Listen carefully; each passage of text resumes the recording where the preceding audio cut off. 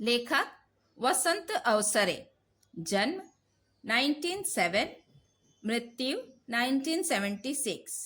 कवी, प्रवास वर्णनकार, यात्री हा स्फुट कवितांचा संग्रह।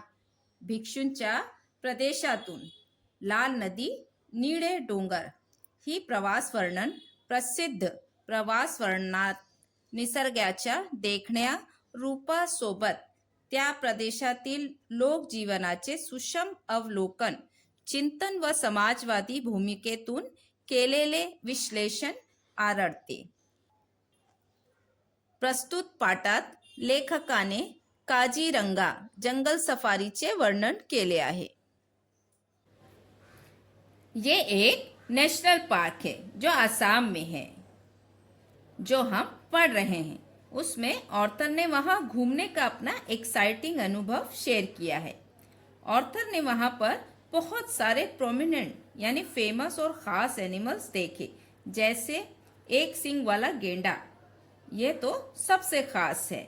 वैजयंती नाम की हाथी, कैटल्स यानी गाय भैंस पशु, इग्रेट यानी बगुला, हर्ड ऑफ डियर यानी हिरणों का झुंड, और भी बहुत कुछ।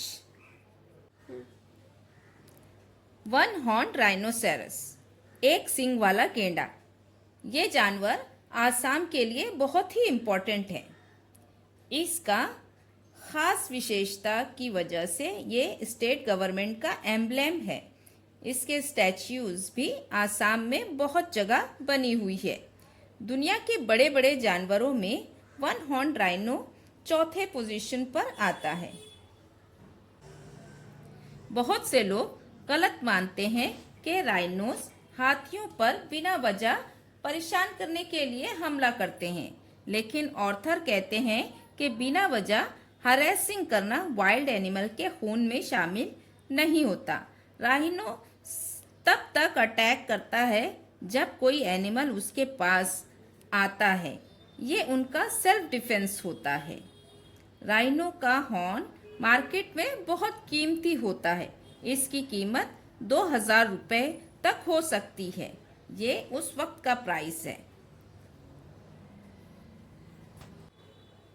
राइनो खुद को ठंडा रखने के लिए मड में लोटपोट करता है। ये बहुत ही क्लेवर एनिमल है। जब उसे डेफिकेट करना हो या एक्सक्रीट करना होता है तो वो किसी भी जगह नहीं करता। वो जंगल में बहुत दूर, मीलों दूर हो तब भी एक पर्टिकुलर स्पॉट पर ही जाता है। इससे पता चलता है कि ये एनिमल सोशल हाइजीन के बारे में कॉन्शियस है।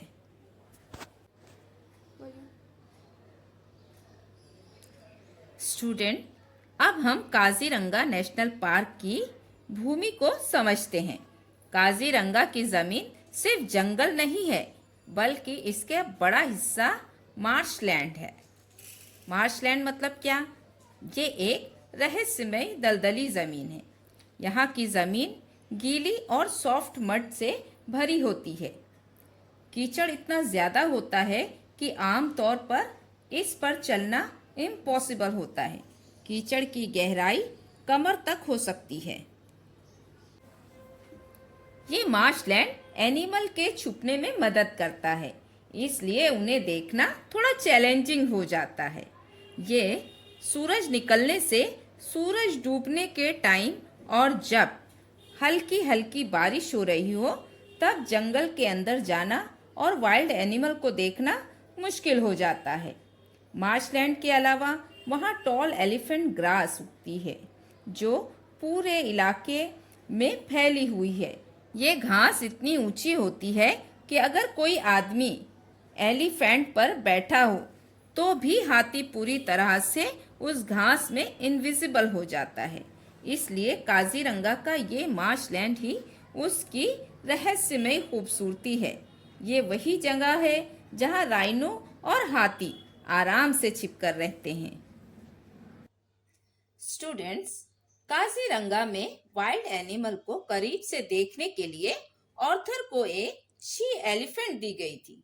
उसका नाम था वैजयंती। वैजयंती इतनी अट्रैक्टिव थी कि ऑर्थर ने उसकी तुलना इंद्र देवता के ऐरावत हाथी की बेटी से की है।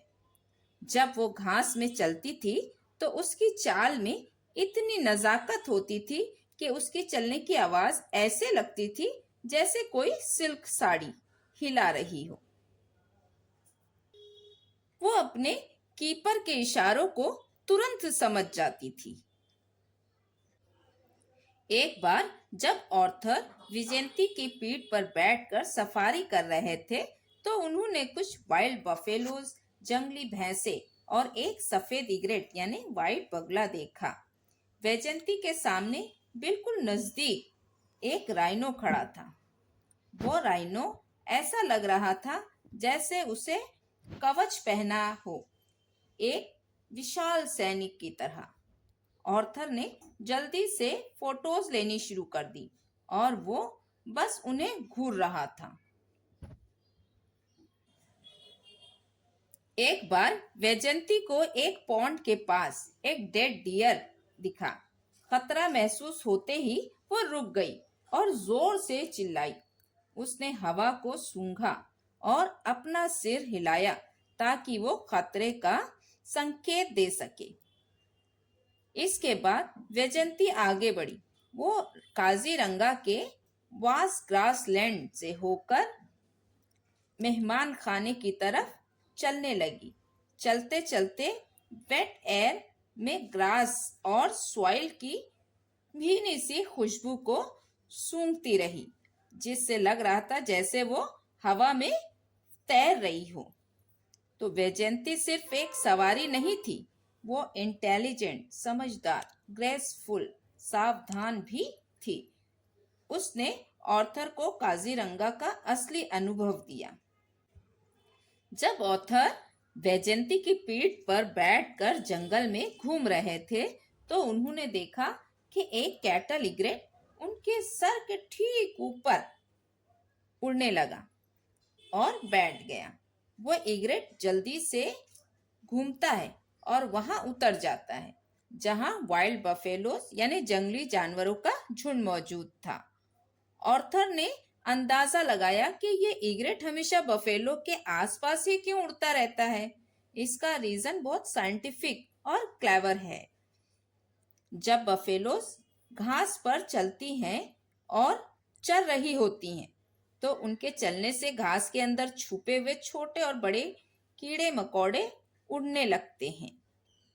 बस यही चाहिए होता है। जब इंसेक्ट उड़ते हैं तो इग्रेट या तो तुरंत उनके पास उड़ जाते हैं या फिर बफेलोस की पीठ पर बैठ जाते हैं, क्योंकि वो इस उड़ते हुए इंसेक्ट को आसानी से पकड़ना चाहते हैं।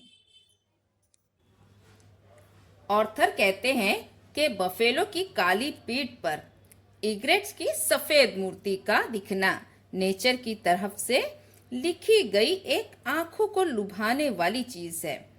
तो इस कैटल इग्रेट और बफेलो की दोस्ती में बफेलो जाने अनजाने में कीड़े निकालता है और इग्रेट उन्हें खाकर अपना पेट भरता है। नेचर का बैलेंस कितना कमाल का है। कैसी लगी ये टीम वर्क वाली कहानी? कमेंट में जरूर बताइएगा। स्टूडेंट्स, काजीरंगा के ग्रासलैंड में घूमते हुए आपको हिरणों के झुंड भी दिखेंगे जो दौड़ते और कूदते रहते हैं।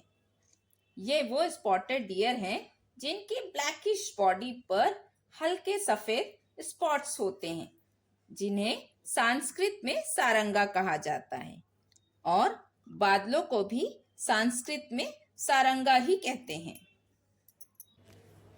ऑर्थर ने हिरणों के झुंड को दौड़ते हुए देखा और उनको एक बहुत ही खूबसूरत चीज महसूस हुई। जब ये सारंगा का झुंड तेजी से दौड़ता है तो ऑर्थर को लगता है कि वो झुंड जमीन पर नहीं बल्कि हवा में तैर रहे हैं। एक सफेद बादल जैसा लग रहा है। ऑर्थर ने इस झुंड को एक ब्लैक और व्हाइट क्लाउड के रूप में देखा है जो ग्रासलैंड के ऊपर से निकल रहा है। ऑर्थर इस सारंगा के नज़ारे से सचमुच में दीवाने हो गए थे। तो सारंगा डियर सिर्फ एक जानवर नहीं है बल्कि काजीरंगा के नेचर का लिविंग पोयम है जो तेजी से दौड़ के जमीन पर बादल की तरह दिखता है।